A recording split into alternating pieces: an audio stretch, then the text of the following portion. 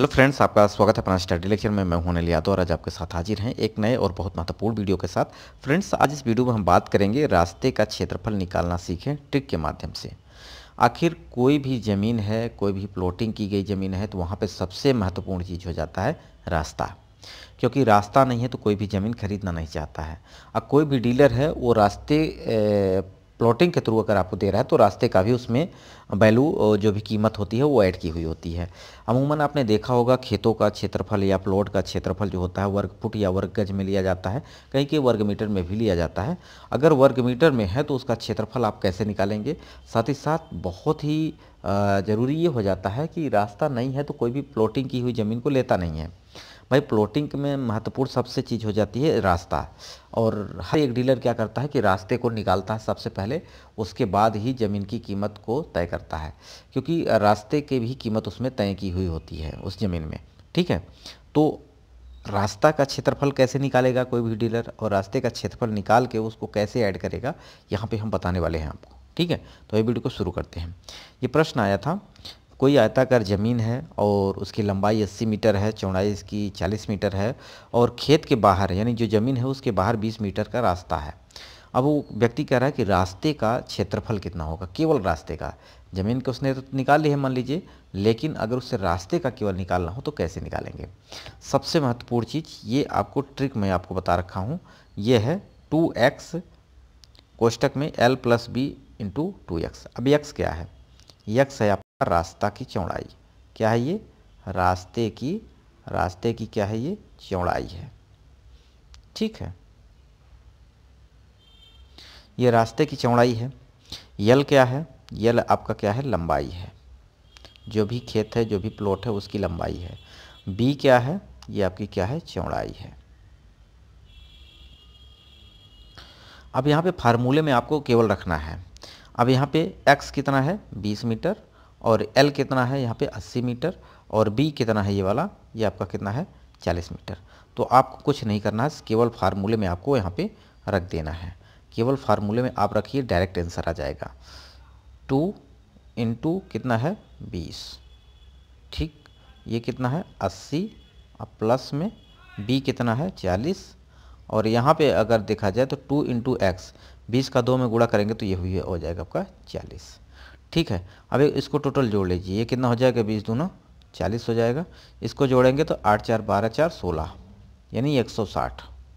अब यहाँ पे 160 का 4 में गुणा करेंगे 40 में तो ये हो जाएगा 16 चौको 64, यानी 6400 कितना हो जाएगा 6400 वर्ग मीटर है।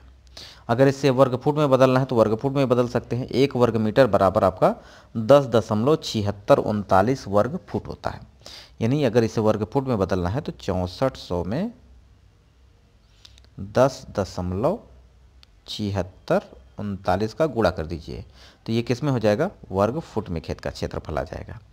चाहे आपका ज़मीन वर्ग फुट में हो, वर्ग गज में हो, वर्ग मीटर में हो, ये आपकी कीमत इसी के अनुसार तय की जाती है कि आपका जो कितने रुपए वर्ग फुट, 5000 वर्ग फुट है, 10,000 वर्ग फुट है, तो वो आपकी कीमत के अनुसार इस रास्ते का क्षेत्रफल अगर निकल गया है तो इसको भी जोड़ करके उसकी कीमत तय की जाती है, और पूरे कीमत को तय करके आपको ज़मीन या प्लॉटिंग में दी जाती है। ठीक है, ये तो रहा आपका केवल फार्मूला के बेस्ड, फार्मूला से आप ऐसे निकाल सकते हैं। अगर आप थोड़ा भी समझदार पढ़े लिखे हैं तो ये चीज़ फार्मूला के ना थ्रू आप सीधे भी निकाल सकते हैं।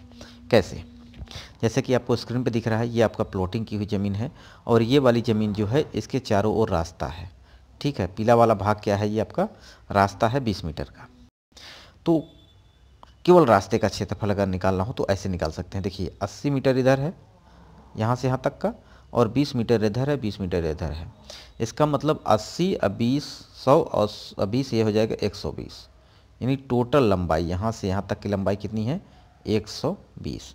अब यहाँ से यहाँ तक लंबाई कितनी है, ये वाली तो 40 है, इधर भी आपका टोटल 40 और 20 इधर 20 इधर, यानी रास्ते की चौड़ाई 20 इधर 40 इधर आपका 40, तो ये कितना हो जाएगा 80।